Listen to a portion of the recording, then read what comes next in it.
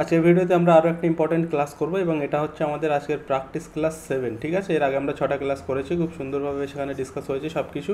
তো আজকেও তেমনটা হবে এবং আজকের তোমরা টপিকটা দেখতে পাচ্ছ, আজকে আমরা প্রশ্ন নিয়েছি সব সেন্টেন্স ইমপ্রুভমেন্ট থেকে। এটাও তোমাদের একটা ইম্পর্টেন্ট টপিক এসএলএসটি ইংলিশের জন্য, শুধুমাত্র এসএলএসটি ইংলিশ না, প্রত্যেক পরীক্ষার জন্য ইম্পর্টেন্ট একটা টপিক তোমাদের জন্য। এবং আজকের আমরা নতুন নতুন নিউ কিছু কনসেপ্ট আজকেও আমরা শিখবো। আমরা কিন্তু যখনই কোনো ভিডিও আপলোড করি সেখানে নতুন নতুন কনসেপ্ট বেসড আমরা প্রশ্ন রাখছি। তো আজকের ভিডিওতে আমরা নতুন কিছু কনসেপ্ট জানবো, শিখবো, যেগুলো তোমাদের পরীক্ষাতে আসবে এই কনসেপ্টের উপরে বেস করে প্রশ্ন। ঠিক আছে, তো চলো শুরু করি আমরা আমাদের আজকের সেশন। আমরা আজকে প্র্যাকটিস ক্লাস 7 শুরু করছি। ফার্স্ট প্রশ্ন দেখে নেবো। এইভাবে কিন্তু আমরা তোমাদের পরীক্ষার এক্সাম পর্যন্ত প্র্যাকটিস করতে থাকবো। তোমাদের রেসপন্সের উপরে ডিপেন্ড করছে আমার ক্লাস কবে কবে আসবে। তো তোমরা কিন্তু সেইভাবে রেসপন্স করলে, ভালো কমেন্ট করবে, অবশ্যই লাইক করবে, তাহলে কিন্তু আমি ভিডিওগুলো তোমাদের সঙ্গে বেশি বেশি করে আনার চেষ্টা করব। তো আমরা শুরু করছি আমাদের আজকের সেশন। ফার্স্ট কোশ্চেন আছে, প্রত্যেকটা প্রশ্ন আসছে সেন্টেন্স ইমপ্রুভমেন্ট থেকে। যখনই দেখবে আমি মিক্সড প্র্যাকটিস করাই, আর যখনই আমি দেখবে মিক্সড প্র্যাকটিস করাই, তখনই তোমরা দেখবে এই জায়গাটায় মেনশন করা থাকে কোনটা কিসের থেকে প্রশ্ন। বাট আজকে আমি তোমাদের প্রথমে বলেই দিয়েছি, যেমনটা আমরা আগের ভিডিওতে করেছিলাম, সবগুলো সাবজেক্ট ভার্ব এগ্রিমেন্ট থেকে করেছিলাম। ঠিক আছে, সাবজেক্ট ভার্ব এগ্রিমেন্টের। আজকে আমরা সবগুলো করছি সেন্টেন্স ইমপ্রুভমেন্ট থেকে। ঠিক আছে, সেন্টেন্স ইমপ্রুভমেন্ট থেকে সবগুলো প্রশ্ন। তো এখানে ফার্স্ট কোয়েশ্চেন কী বলেছে, he had lain down his tools on the table after a long days work. কী হবে এখানে?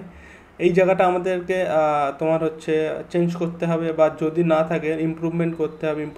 যদি না থাকে, যদি মনে হয় সেন্টেন্সটা ঠিক, তাহলে আমাদেরকে চুজ করতে হবে নো ইমপ্রুভমেন্ট। তো এখানে কি বলছে, হি হ্যাড লেট ডাউন। তো এখানে কি হবে, has let down, had let down, had light down. দেখো এই জায়গাটাতে একটা খুব ভালো কনসেপ্ট আছে এবং এটা আমি তোমাদেরকে বলবো স্টার মেরে রাখো। ওকে, এই কনসেপ্টটাকে তোমরা স্টার মেরে রাখো সকলে। এখানে দেখো বিষয়টা হচ্ছে এরকম, আমি একটু ক্লিয়ার করব এই জায়গাটা।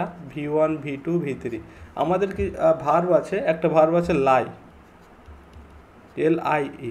এই লাই মানে হচ্ছে কি বলো, এই লাই মানে হচ্ছে মিথ্যে বলা। এর যদি আমরা V2 করি কি হয়, LIED। V3 হয় LIED। ঠিক আছে, আরেকটা লাই হয় এই আরেকটা লাই। এই লাইন মানে কি বলো তো, এই লাইয়ের মানে হচ্ছে কোনো কিছু মানে শুইয়ে দেওয়া। ঠিক আছে, শুয়ে পড়া, শয়ন করা অ্যাকচুয়ালি। ঠিক আছে, তো এই লাইটা আর এই লাই দেখো সেম, কিন্তু এদের মিনিং আলাদা। এটাকে আমরা মিথ্যে, এই লাই মানে মিথ্যে, যার V2 ফর্ম হচ্ছে লাইট, V3 ফর্ম হচ্ছে লাইট। কিন্তু এই লাই মানে আমি যেমনটা বললাম শয়ন করা। ঠিক আছে, শয়ন করা, বা এর আরও কিছু মিনিং হয়। শয়ন করা যেমন, তারপরে কোনো কিছু আমরা বলবো যে নির্ভর করা। ঠিক আছে, তো এখানে শয়ন করাটাই বেটার হবে। তো এর যদি আমি V2 করি, তাহলে এখানে কি হয় বলো তো, LAY, লে। আর এখানে হয় লাই, লে, এই জায়গাটাই হবে লেন, LAIN। ঠিক আছে, লেন, যেটা এখানে বলেছে। এবার তোমাকে সেন্টেন্স থেকে মানেটা বুঝতে হবে অ্যাকচুয়ালি কোনটা বোঝাবো। এবং এখানে আরও একটা ভার্ব আছে, এই যে লে। ঠিক আছে, এই লে, এটা হচ্ছে LIE, লাইয়ের V2 ফর্ম লে। এটা যখন আমরা V1 হিসেবে ব্যবহার করবো, LAY, তখন এর মানেটা কিন্তু অনেক রকম হয়। এর মানেটা কিন্তু কয়েকটা মানে হয়। এই লে মানে কি বলতো, এই লে মানে কোনো কিছু রেখে দেওয়া।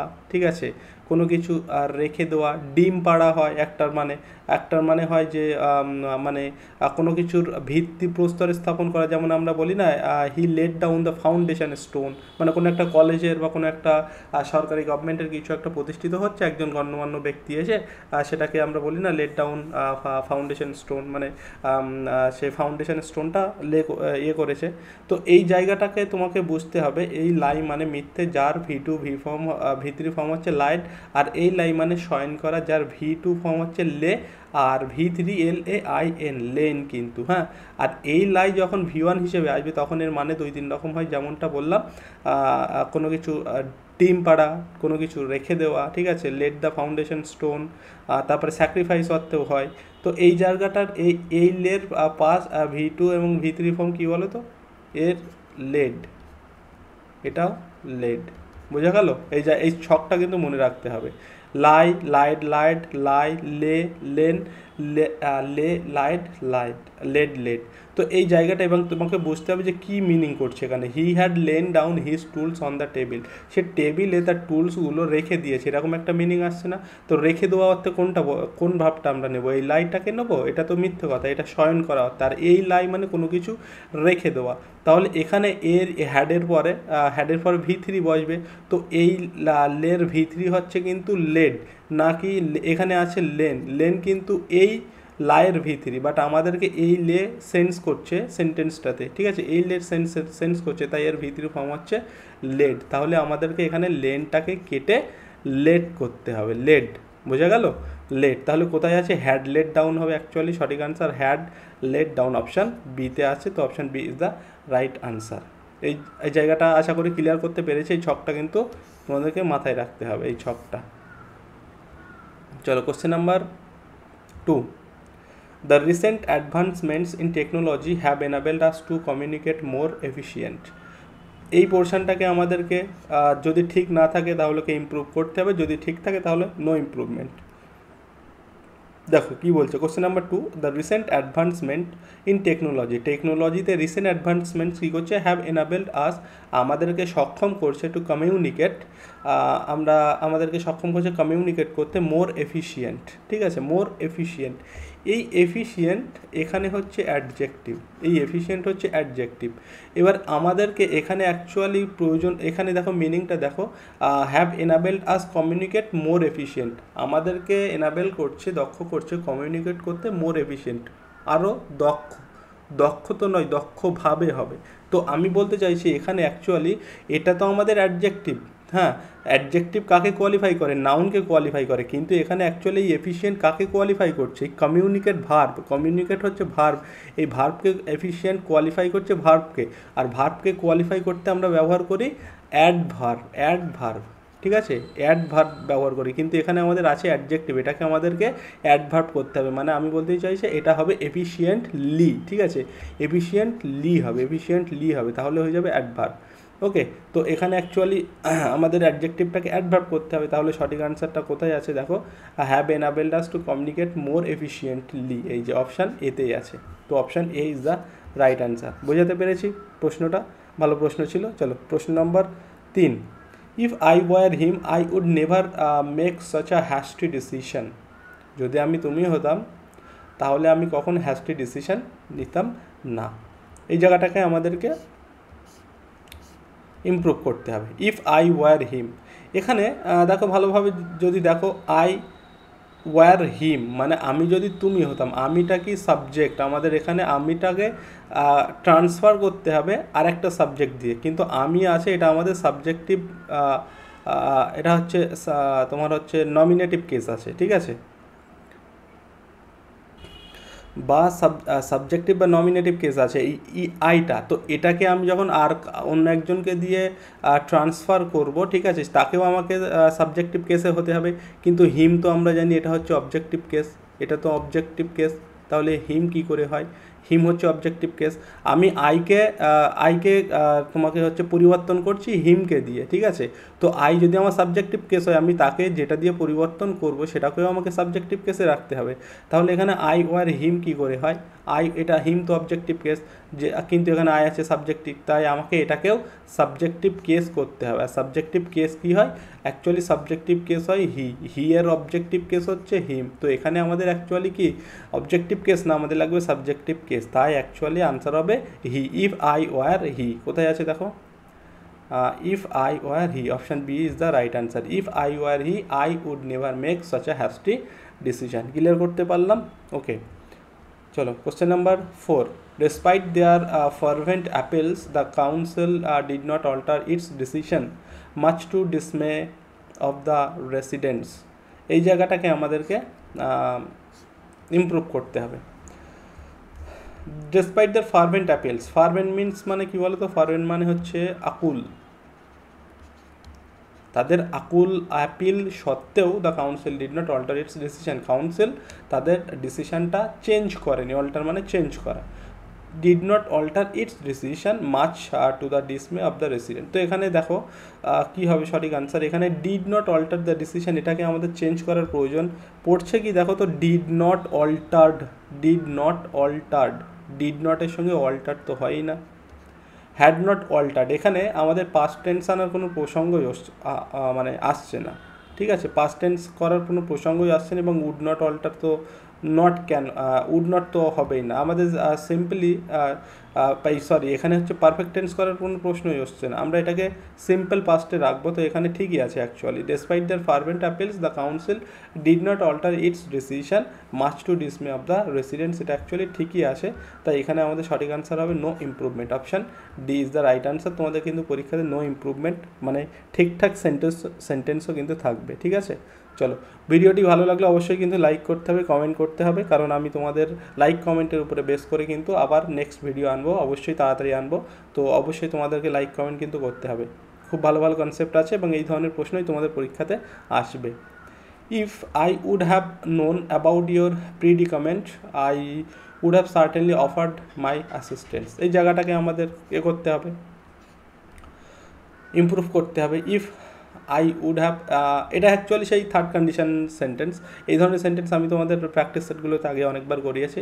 আমাদের 3টে কন্ডিশনাল সেন্টেন্স হয় এবং এটা আমরা বলতে পারি একটা সেই এই ধরনের কন্ডিশনাল সেন্টেন্স কোনো হাইপোথেটিক্যাল সেন্টেন্সের ক্ষেত্রে আমরা ব্যবহার করি, যেটা মানে যার কোনো সাইন্টিফিক সত্যতা থাকে না এই ধরনের সেন্টেন্সের, এটাকে আমরা মানে সেই থার্ড কন্ডিশনাল বলে থাকি। তো থার্ড কন্ডিশনালের নিয়ম হচ্ছে আমাকে প্রথমে পাস্ট পারফেক্ট রাখতে হয়, পাস্ট পারফেক্ট রাখতে হয়, ঠিক আছে, তারপরে আমাকে পাস্ট পারফেক্ট রাখতে হয়, তারপরে আমাকে উড হ্যাভ ভার্বের থার্ড ফর্ম করতে হয়। তো এখানে দেখো উড হ্যাভ ভার্বের থার্ড ফর্ম অলরেডি আছে, তো এই জায়গাটাকে আমাদের অ্যাকচুয়ালি কি পাস্ট পারফেক্ট করতে হবে। তো পাস্ট পারফেক্টের নিয়ম আমরা জানি কি হয়, পাস্ট পারফেক্টের নিয়ম হচ্ছে হ্যাড প্লাস ভার্বের থার্ড ফর্ম, এটা হচ্ছে পাস্ট পারফেক্টে বসে। তো এখানে অ্যাকচুয়ালি সেটাই করতে হবে। If I had known about your predicament, if I had known about your predicament I would have certainly offered my assistance. Okay, তো option A is the right answer. Question number 6, everyone with the exception of John and I were present at the crucial meeting, এই জায়গাটাকে আমাদের improve করতে হবে। দেখো everyone দিয়ে প্রশ্ন আসে, ইচ, এভরিওয়ান, এভরিবডি, তারপরে এভরি দিয়ে প্রশ্ন হয় এবং এই এভরি কিন্তু সবসময় সিঙ্গুলার হিসেবে বসে। আর আমি তোমাদের বলেছিলাম এই যে এভরির পরে কমা দিয়ে with the conception of John and I, ঠিক আছে, with the conception of John and I, এগুলোকে আমরা বলি প্যারেন্থেটিক্যাল ফ্রেজ বলি, এইগুলো মানে অতিরিক্ত অ্যাডিশন বা অতিরিক্ত তথ্য যেগুলো দেয় সেগুলোকে আমরা বলি প্যারেন্থেটিক্যাল ফ্রেজ। তো যাই হোক, এখানে আমাদেরকে এই জায়গাটাকে চেঞ্জ করতে হবে, যদি না হয় তাহলে নো ইমপ্রুভমেন্ট। তো এখানে দেখো এখানে একটা অফ আছে না, প্রিপোজিশন আছে, এখানে একটা প্রিপোজিশন আছে, প্রিপোজিশন আছে অফ। তো অফের পরে, অফের আগে আমরা সাবজেক্টিভ কেস ইউজ করি, অফের পরে আমরা অবজেক্টিভ কেস ইউজ করি। তো জন কি, এখানে হচ্ছে জন নাউন, ঠিক আছে, জন নাউন, নাউনের সাবজেক্টিভ কেস অবজেক্টিভ কেস একই হবে, কিন্তু আই হচ্ছে এটা, এখানে আই আছে, এই আই হচ্ছে প্রোনাউন। তো আই যদি প্রোনাউন হয় এর সাবজেক্টিভ কেস অবজেক্টিভ কেস কী হয়, আয়ের সাবজেক্টিভ কেস হচ্ছে আই, অবজেক্টিভ কেস হচ্ছে মি।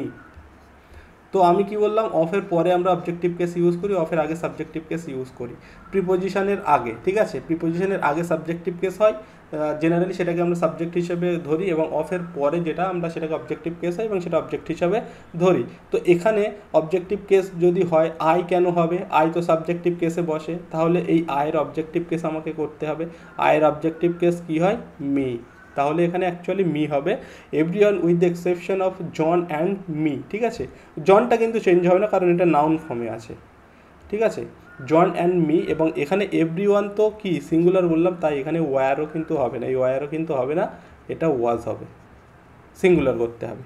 তো কোথায় আছে দেখো, মি ওয়াজ প্রেজেন্ট হবে অ্যাকচুয়ালি, এই যে অপশান সি,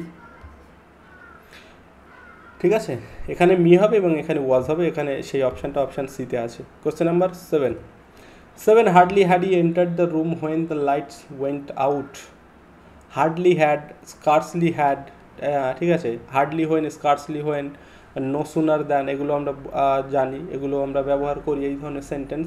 তো এখানে hardly had he entered the room when the light went out, এবং এটাকে আমরা সেই ইনভার্সানও বলে থাকি, ঠিক আছে, ইনভার্সানেরও কেস এটা। আর এটা হচ্ছে আমাদের অ্যাডভার্বিয়াল ইনভার্সান বলি এটা। তো এখানে দেখো এই ধরনের সেন্টেন্সের ক্ষেত্রে প্রথমে আমাদের সাবজেক্টের আগে ভাবটা চলে আসে ইনভার্সানের ক্ষেত্রে। তো এখানে ঠিকই আছে, কারণ এটা ইনভার্সানের সেই সেন্টেন্স এবং এখানে ঠিকই আছে। এবার বিষয়টা হচ্ছে এখানে আমাদের টেন্সটাকে দেখতে হবে। এখানে টেন্স যখন এই ধরনের সেন্টেন্স হয় এখানে সাধারণত পাস্ট পারফেক্ট হয় এবং এই ধারে গিয়ে সেটা সিম্পল পাস্ট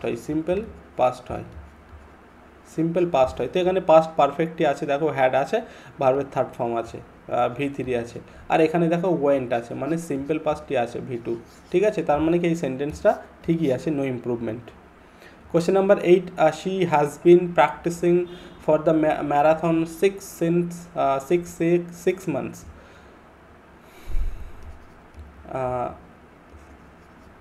সিন্স আর হচ্ছে ফর হচ্ছে পিরিয়ড অফ টাইম বা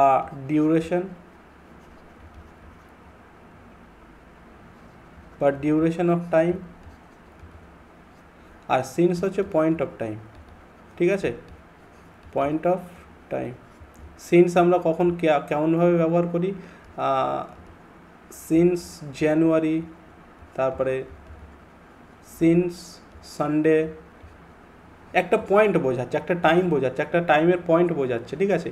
কিন্তু এই পিরিয়ড অফ টাইম এটাকে কেমনভাবে আমরা ব্যবহার করি এর উপরে কিন্তু ডিটেলস ভিডিও আছে, তোমরা কয়েকদিন আগে আমি আপলোড করেছিলাম, এই সিন্স ভার্সেস ফর অবশ্যই দেখে নেবে, খুব ভালোভাবে সেখানে অ্যানালিসিস করেছি।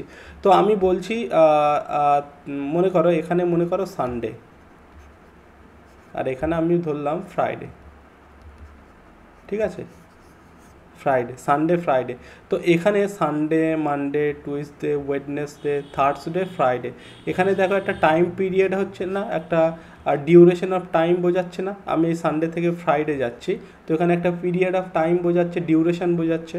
তো এটাকে এর জন্য আমরা ফর ব্যবহার করি।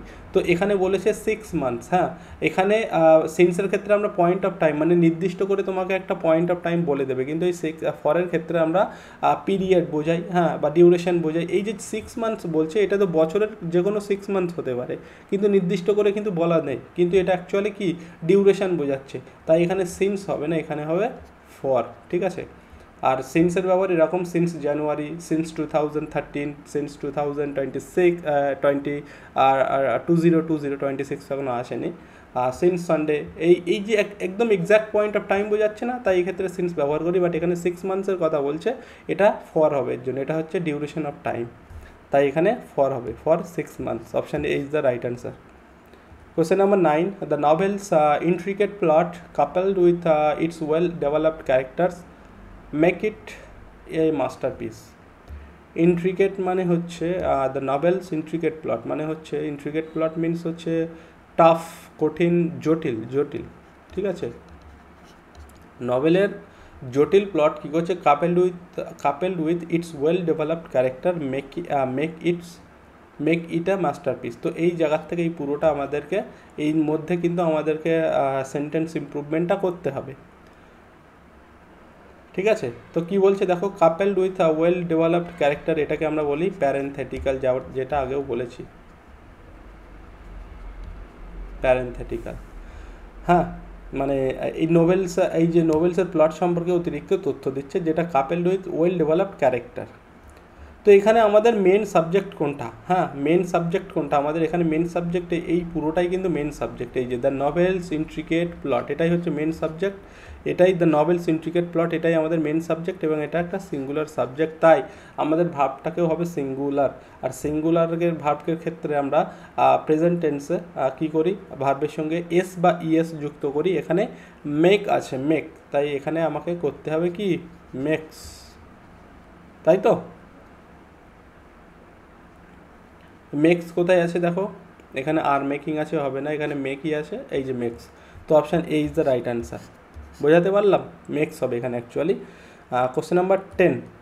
আচ্ছা, 10 যাবো তার আগে তোমাদের সঙ্গে একটু বলে নেব, 1 মিনিট চেয়ে নেবো। আমাদের কিন্তু SLST ইংলিশের ক্রাশ কোর্স চালু হয়েছে, খুব সুন্দর, সেখানে প্রিপারেশান চলছে, অনেকেই আছে, তোমরা প্রিপারেশান করছো, যারা এখনও মনে করছো করতে পারো, এই হোয়াটসঅ্যাপ নাম্বারে তোমরা মেসেজ করবে, ফোন করবে না, এই হোয়াটসঅ্যাপ নাম্বারে তোমরা মেসেজ করবে, আমি সেখানে তোমাদেরকে সব রকম সহায়তা করব, রিপ্লাই দেবো, কিছু জানার হলে অবশ্যই। আর যেখানে তোমরা পুরো অ্যানালিসিস, মানে প্রত্যেকটা টপিকের উপরে ভিডিও অ্যানালিসিস পাবে, line by line text analysis, তার উপরে আবার একটা টেক্সট অ্যানালিসিস তোমরা পিডিএফ পাবে, যেটা বাংলা প্লাস ইংলিশে থাকবে, সমস্ত কিছু সেখানে A to Z কভার করা থাকবে, একটা পোয়েম রিলেটেড বা ড্রামা রিলেটেড বা নাটক রিলেটেড, স্টোরি রিলেটেড, যে কোনো হোক।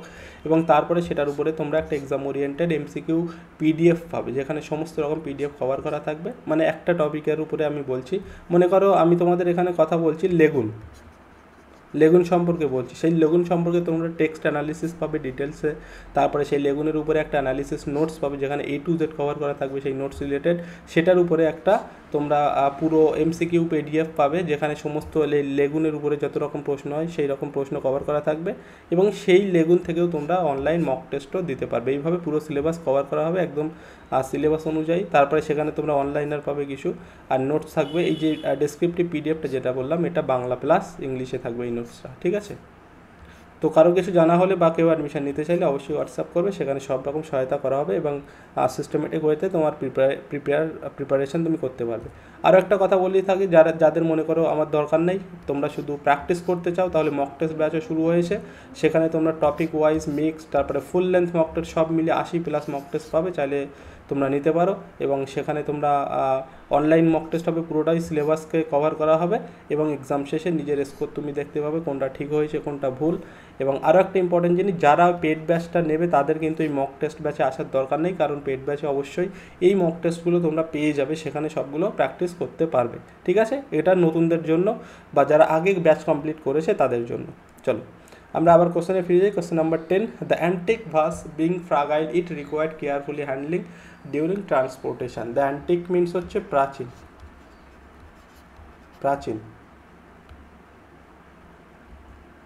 ভাস মিনস হচ্ছে ফুলদানি বলতে পারো, হ্যাঁ, ফুল রাখার যে পাত্র। কী হচ্ছে বিং ফ্রাগাইল মানে দুর্বল বা ভঙ্গুর টাইপের, যেহেতু প্রাচীন তাই দুর্বল বা ভঙ্গুর হয়ে গেছে। It required careful handling during transportation, সেটাকে ট্রান্সপোর্ট করার সঙ্গে কেয়ারফুলি সেটাকে তোমাকে হ্যান্ডেল করতে হবে, সেটাই বলছে। তো এই জায়গাটাকে আমাদেরকে করতে হবে, ইমপ্রুভ করতে হবে। বিং ফ্রাগাইল কী আসে এখানে দেখো,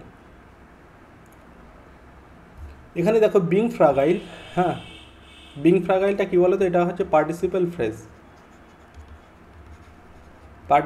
ফ্রেজ, এবং এই পার্টিসিপেল ফ্রেজ কাকে কোয়ালিফাই করছে? অ্যান্টিক ভাসকে কোয়ালিফাই করছে পার্টিসিপেল ফ্রেজ, হ্যাঁ। এই পার্টিসিপেল ফ্রেজ অ্যান্টিক ভাসকে কোয়ালিফাই করছে, তো এখানে অ্যান্টিক ভার্স হচ্ছে আমাদের সাবজেক্ট, ওকে। তো অ্যান্টিক ভার্স সাবজেক্ট যখনই আসছে ঠিকই আছে, তাহলে এই ইট নতুন করে আনার কি দরকার? ইটটাকে কেন আনবো? এখানে আমাদের সাবজেক্ট বলেই দিয়েছে দ্য অ্যান্টিক ভাস বিং ফ্রাগাইল, আবার বলছে ইট রিকোয়ার্ড কেয়ারফুলি। তো ইট এখানে কি সুপারফ্লুয়াসের কাজ করছে বা রিডান্ডেন্সির কাজ করছে, ঠিক আছে?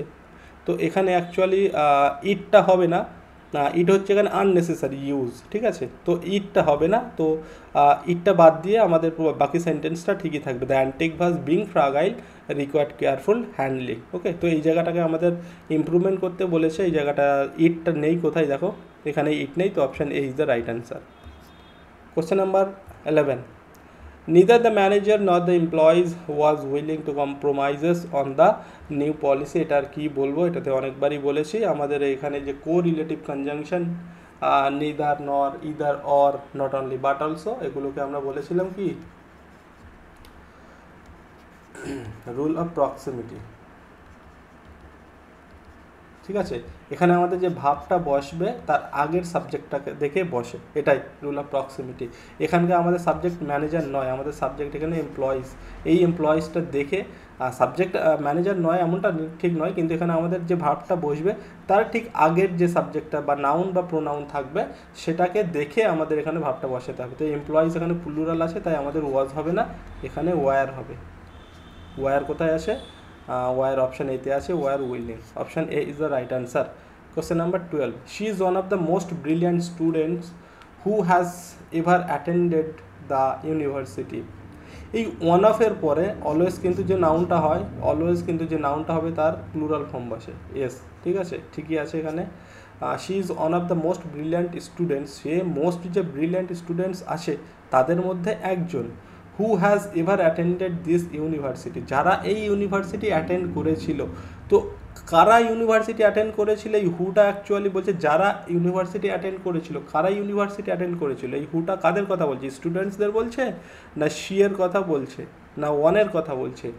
এই হু হচ্ছে রিলেটিভ প্রোনাউন, এই রিলেটিভ প্রোনাউন তার আগের নাউনের পরিবর্তে বসে। তো এখানে হু অ্যাকচুয়ালি এই স্টুডেন্টসদের কথা বলছে। ওকে, বলছে she is one of the most brilliant students, brilliant স্টুডেন্টসদের মধ্যে সে একজন, who has ever attended this university, যে ব্রিলিয়ান্ট স্টুডেন্টসগুলো ইউনিভার্সিটি অ্যাটেন্ড করেছিল, এই শি হচ্ছে তাদের মধ্যে একজন।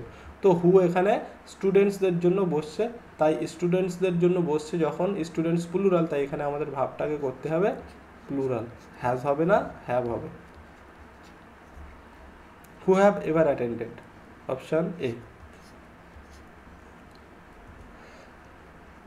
Question number 13. The committee is comprised of experts from various fields, ensuring a diverse range of perspectives. comprised মানে হচ্ছে অন্তর্ভুক্ত করা, ঠিক আছে। তো একটা কমিটি, যে কমিটিটা is compromised of experts, is compromised এখানে প্যাসিভ সেন্স আছে, প্যাসিভ করা হয়েছে। দ্য কমিটি ইজ কম্প্রোমাইজড অন্তর্ভুক্ত করা হয়েছিল, বাট এখানে প্যাসিভ সেন্স আসবে না, এখানে অ্যাক্টিভ সেন্স আনতে হবে। দ্য কমিটি কম্প্রোমাইজেস অফ এক্সপার্টস মানে এক্সপার্টসদের অন্তর্ভুক্তির ফলে কমিটিটা তৈরি হয়েছে, ঠিক আছে। দ্য কমিটি কম্প্রোমাইজেস, এই কম্প্রাইজেস হবে, ঠিক আছে। কম্প্রাইজেস এক্সপার্ট, কম্প্রাইজেসের সঙ্গে আমরা অফ ব্যবহার করব না। তো আমাকে এখানে অ্যাক্টিভ সেন্সে রাখতে হবে, এখানে প্যাসিভ হয়ে যাচ্ছে কিন্তু আমাকে রাখতে হবে অ্যাক্টিভ সেন্স। আর অ্যাক্টিভ সেন্সে আমরা কম্প্রোমাইজের সঙ্গে বারবার কম্প্রোমাইজ চলে আসছে, কম্প্রাইজের সঙ্গে অফ প্রিপোজিশন ইউজ করব না, ঠিক আছে। তাই এখানে হবে শুধু কম্প্রাইজেস হবে। এখানে কম্প্রাইজেস অফ আছে তাই হবে না, option B is the right answer. Question number 13। Question number 14। আচ্ছা, আরেকটা কথা, এই পিডিএফগুলো তোমরা অনেকে পিডিএফগুলো চাইছো, তো আমি তোমাদের বলবো তোমাদের জন্য একটা নতুন টেলিগ্রাম চ্যানেল খোলা হয়েছে। ওকে, টেলিগ্রাম চ্যানেল খোলা হয়েছে, যার লিঙ্ক তোমরা এই ভিডিও ডিসক্রিপশানে পেয়ে যাবে, সেখানে তোমরা অ্যাড হয়ে যাবে। আমি সেখানে নতুন খোলা হয়েছে, তো টেলিগ্রামে এই পিডিএফগুলো দিয়ে দেবো, তোমরা নিতে পারবে, ঠিক আছে। তো যাদের পিডিএফ লাগবে তারা অবশ্যই কিন্তু টেলিগ্রাম গ্রুপে জয়েন হয়ে যাবে, ভিডিও ডিসক্রিপশানে লিঙ্ক পাবে। Question number 14, having finished the assignments the teacher collected them. Important একটা প্রশ্ন এবং ভালো কনসেপ্ট আছে এখানে।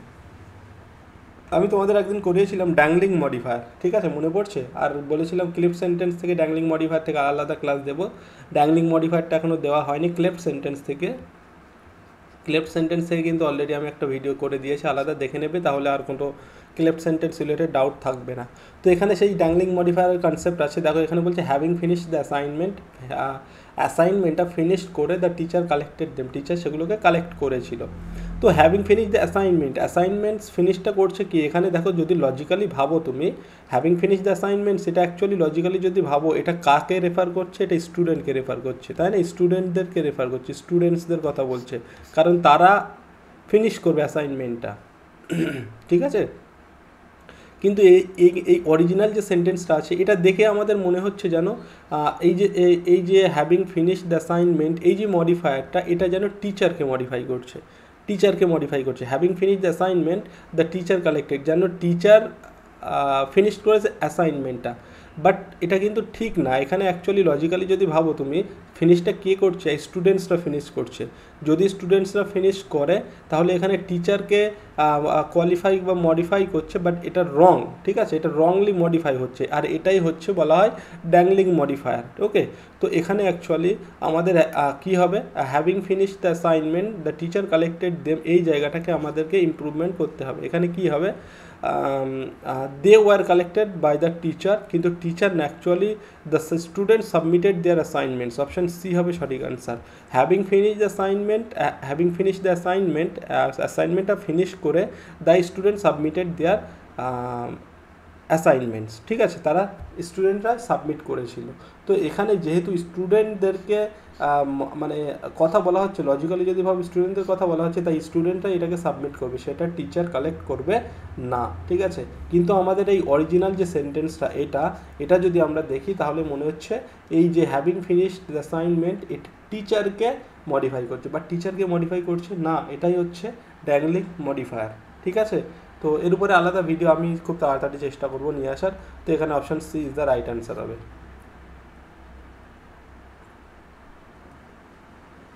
Question number 15. He not only has published several papers but also delivered numerous presentation, ঠিক আছে।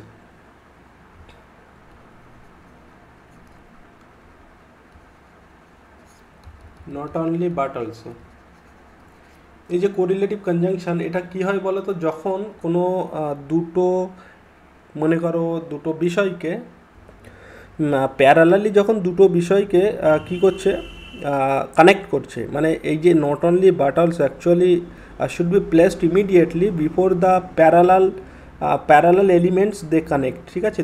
যে দুটো এলিমেন্টসকে সে কানেক্ট করছে তাদের ঠিক ইমিডিয়েটলি আগে এটা বসা উচিত। তো এখানে দুটো প্যারালাল এলিমেন্ট আমরা যদি দেখি, এই যে দুটো ভার্ব ফ্রেজ আছে, দেখো এই যে পাবলিশড সেভারাল পেপারস আর এই যে ডেলিভার্ড নিউমেরাস প্রেজেন্টেশনস, এই যে দুটো ভার্ব ফ্রেজ আছে, এবং এটাই হচ্ছে প্যারালাল ফ্রেজ এখানে। তো এই যে নট অনলি বাট অলসো এদের ঠিক ইমিডিয়েট আগেই বসবে, মানে এদের ঠিক আগেই বসবে। আমি কি বলতে চাইলাম, যখন এই যে জিনিসটা, যখন প্যারালালি কোনো বিষয়ের কথা বলা হচ্ছে, তো নট অনলিটা ঠিক তাদের আগে বসবে, নট অনলি বাট অলসোটা। কিন্তু এখানে আমাদের দেখো হি নট অনলি, ঠিক আছে, নট অনলিটা এই যে পাবলিশের আগে বসার কথা ছিল, বাট চলে এসছে কোথায়, এই হ্যাজের আগে চলে এসছে। মানে এদের, আমি বললাম এদের ঠিক আগে বসার কথা, তো তার আগে হ্যাজ বসেছে, মানে এখানে রংলি প্লেস করা হয়েছে। তো এখানে অ্যাকচুয়ালি হবে he not only has published, না, এটা হবে হি হ্যাজ নট অনলি, এই হ্যাজটা চেঞ্জ হয়ে এখানে চলে আসবে, ঠিক আছে, হ্যাজটা অ্যাকচুয়ালি এখানে আসবে, হি হ্যাজ নট অনলি। তাহলে দেখো এই যে বললাম যে দুটো হচ্ছে তোমার আছে, আইটেম আছে এখানে, বা দুটো প্যারালাল যে বিষয়টা আছে তাদের ঠিক আগেই কিন্তু নট অনলিটা বসছে, ঠিক আছে। সেন্টেন্সটা অ্যাকচুয়ালি এরকম হবে,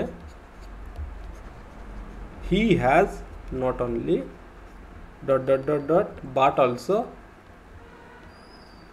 ডট ডট ডট ডট, বোঝা গেল। মানে এই হ্যাশটা আমাদেরকে এই জায়গায় বসে গন্ডগোল করে দিয়েছে, এদের আগে বসে গন্ডগোল করে দিয়েছে, অ্যাকচুয়ালি এদের আগে বসবে নট অনলিটা, ঠিক আছে, প্যারালালিজম করতে হবে। তো এখানে সেটাই হবে বিষয়, he has not only published several papers but also delivered, option A is the right answer, ঠিক আছে, বোঝাতে পারলাম। চলো, একটা হোমওয়ার্কও থাকবে তোমাদের জন্য, আমি সেটা বলে দেবো, দাগ নম্বর দিয়ে যেমনটা আনসার করো সকলে তেমনটা করবে। The success of the project depends largely in how well the team collaborates. The success of the projecটের সাকসেসটা কী করেছিল, depends largely in how well the team collaborates. এখানে একটা প্রিপোজিশনালগত এরর আছে, ডিপেন্ড অন হয় আর একটা হচ্ছে ডিপেন্ড আপন হয়, ঠিক আছে। যখনই দুটো থাকবে, মনে করো একই অপশানে দুটোই আছে, তোমরা সেটাকে চুজ করবে, ওয়ানটাকে ফার্স্ট প্রায়োরিটি দেবে, ঠিক আছে, ওয়ানটাকে ফার্স্ট প্রায়োরিটি দেবে আর আপনটাকে সেকেন্ড প্রায়োরিটি দেবে, ওকে। তো এখানে অ্যাকচুয়ালি ডিপেন্ড ইন আছে, বাট ইনটা হবে না, এটা অ্যাকচুয়ালি ডিপেন্ড অন হবে। অন কোথায় আছে, depend largely on, option A is the right answer. Question number 17. It is important to ensure that each of the participants understand their roles and responsibility. এই জায়গাটাকে আমাদেরকে improvement করতে হবে। Each কি, each এখানে ইচ কি বলো তো, ইচ হচ্ছে অ্যাডজেক্টিভ না, ইচ হচ্ছে আমরা জানি প্রোনাউন হিসেবে ব্যবহারে অ্যাডজেক্টিভ হয়, এখানে ইচ কি, এখানে ইচ হচ্ছে প্রোনাউন। কেন, কারণ এখানে প্রিপোজিশন আছে, প্রিপোজিশনের আগে আমাদের সাবজেক্ট হয়, আর সাবজেক্ট হতে গেলে তাকে নাউন বা প্রোনাউন হতে হয়। এখানে ইচ হচ্ছে নাউন তো নয়, তাই এখানে ইচ কিন্তু প্রোনাউন। কিন্তু আমি যদি বলি ইচ বয়, এখানে ইচ কিন্তু অ্যাডজেক্টিভ, কারণ বয় নাউন, তার আগে অ্যাডজেক্টিভ বসে, ঠিক আছে। ইচ বয় ইজ প্রেজেন্ট, এখানে ইচ হচ্ছে অ্যাডজেক্টিভ। তো যাই হোক, আর ইচ অ্যান্ড এভরি এটা সিঙ্গুলার আগেই বলেছি। তো এখানে each of the student understand, দেখো ইচ হচ্ছে সিঙ্গুলার, তাই আন্ডারস্ট্যান্ড করতে গেলে আমাদের ভার্বটাকেও সিঙ্গুলার করতে হবে, কিন্তু এখানে সিঙ্গুলার করতে আমরা ভার্বের সঙ্গে এস বা ইএস যুক্ত করি, তাই এখানে হবে অ্যাকচুয়ালি আন্ডারস্ট্যান্ডস। ওকে, আন্ডারস্ট্যান্ডস হবে, একটা এস হবে, এস নেই এখানে, তো এস আনতে হবে। এবং আরও একটা জিনিস এখানে দেখো দেয়ার আছে, দেয়ার, হ্যাঁ দেয়ারটাকে যেহেতু ইচ সিঙ্গুলার তাহলে রিলেটিভ যেহেতু ইচ সিঙ্গুলার তাহলে এই যে প্রোনাউন দেয়ার এটা প্লুরাল হয় কী করে, এখানেও সিঙ্গুলার হবে, তাহলে এই দেয়ারটা বাদ দিয়ে আমাদেরকে হিজ অথবা হার করতে হবে। কিন্তু এই সেন্টেন্সে দেখো আমাদের কোনো জেন্ডার ক্লিয়ার নেই, মানে কার কথা বলা হচ্ছে, হিজ না হারের কথা বলা হচ্ছে, কোনো মেনশন নেই। যখন জেন্ডার ক্লিয়ার না থাকবে আমাদেরকে হিজটাকে ফার্স্ট প্রায়োরিটি দেওয়া উচিত, হিজটাকে চুজ করতে হবে, কারণ আমাদের এটা হচ্ছে মেল ডমিনেটেড সোসাইটি, ঠিক আছে, তাই জেনারেলি হিজটাকেই নেওয়া হয়। তো এখানে হিজ হবে সঠিক আনসার। তাহলে কোথায় দেখো আন্ডারস্ট্যান্ডস হবে এবং হিজ হবে।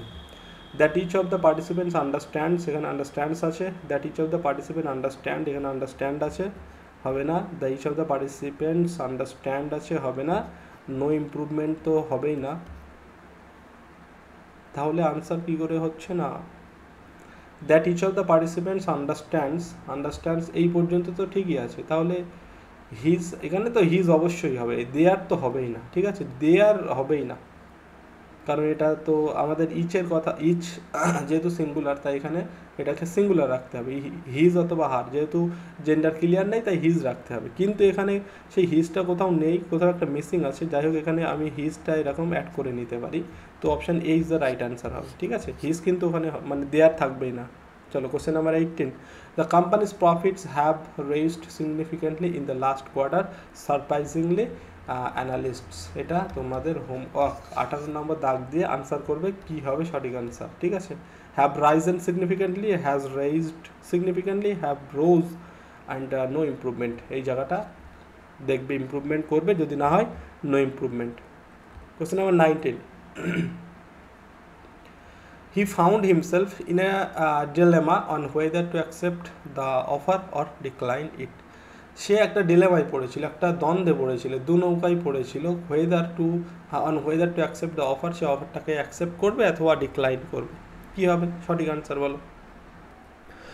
যখন কেউ এরকম ডিলেমার মধ্যে পড়ে, ঠিক আছে, যখন কেউ এরকম ডিলেমার মধ্যে পড়ে, দুটো অপশানের মধ্যে যখন তাকে একটা অপশান চুজ করতে হয়, তখন এই যে ডিলেমার মধ্যে একটা বিষয়টা চলে আসে, এবং যখন সেখানে আনসার্টেনটি বোঝায় বিটুইন টু অপশানস, তখন সেখানে একটা ফ্রেজ একটা ব্যবহার হয় যেটাকে বলা হয় অ্যাজ টু ওয়েদার, ঠিক আছে, অ্যাজ টু ওয়েদার। কিন্তু এখানে কি আছে দেখো, in a dilemma on weather to accept, on weather করা আছে, অন ওয়েদার, অ্যাকচুয়ালি এই জায়গাটাতেই আমাদেরকে একটু চেঞ্জ করতে হবে, এই অন ওয়েদারটাকে করতে হবে অ্যাজ টু ওয়েদার, কারণ অ্যাজ টু ওয়েদার একটা ফ্রেজ যেমনটা বললাম, এবং এটা দ্বারা আমাদের কি হয়, যখন কোনো এরকম দুটো কন্ডিশন আসে, দুটোর মধ্যে একটা চুজ করতে হবে, যেখানে আনসার্টেনটির ব্যাপারটা আসে, সেখানে আমাদেরকে মানে স্ট্রংলি ইউজ হয় এটা অ্যাজ টু ওয়েদার, ঠিক আছে।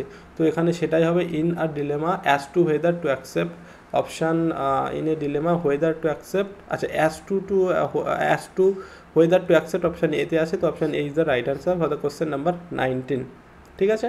চলো কোশ্চেন নাম্বার 20, লাস্ট কোশ্চেন দেখবো আজকের।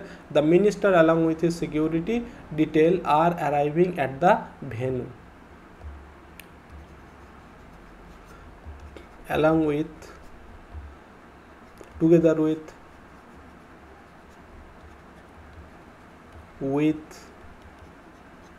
তারপরে অ্যাজ ওয়েল অ্যাজ, এগুলো দিয়ে যখন দুটো নাউন প্রোনাউন যুক্ত থাকে তখন আমরা তার আগেরটাকে ধরে ভাবটাকে বসাই, আগের যে নাউন বা প্রোনাউন বা সাবজেক্টটা থাকবে সেটা অনুযায়ী আমরা ভাবটাকে বসাবো। যেমন রবি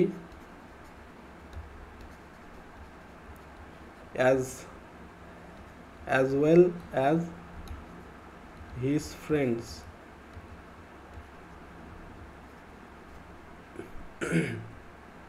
are present, ঠিক আছে। দেখো এখানে আমি আর কেন লিখলাম, কারণ এখানে আর অথবা ইজ মনে করো, Robi as well as his friends is are present, কোনটা হবে সঠিক আনসার? এখানে দেখো এই অ্যাজ ওয়েল অ্যাজের পরে হিজ ফ্রেন্ডস আছে, প্লুরাল আছে, তো এই ফ্রেন্ডসটাকে দেখে আমরা ভাবটা বসাবো না, আমরা ভাবটা বসাবো এর আগে যেটা বসছে, রবি বসছে, রবি সিঙ্গুলার, তাই ইজ হবে সঠিক আনসার, আর হবে না, ঠিক আছে।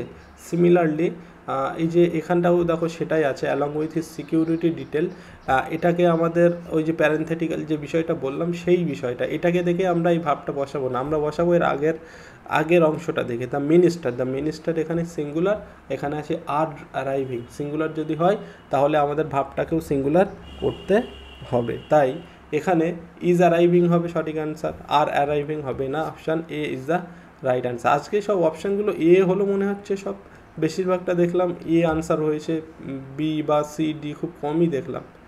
যাই হোক, এখানে ইজ অ্যারাইভিং হবে সঠিক আনসার। এই ছিল মোটামুটি আজকের ভিডিও, ভালো লাগলো অবশ্যই লাইক করতে হবে, কমেন্ট করতে হবে, ঠিক আছে, শেয়ার করতে হবে বন্ধুদের সঙ্গে, এরকম ভিডিও তোমরা কিন্তু পেতে থাকবে। চলো আজকে এখানে শেষ করছি আজকের ভিডিও, দেখা হচ্ছে নেক্সট ভিডিওতে। আর অবশ্যই তোমরা টেলিগ্রামে যুক্ত হবে, এই পিডিএফগুলো আমি সেখানে দিয়ে দেবো।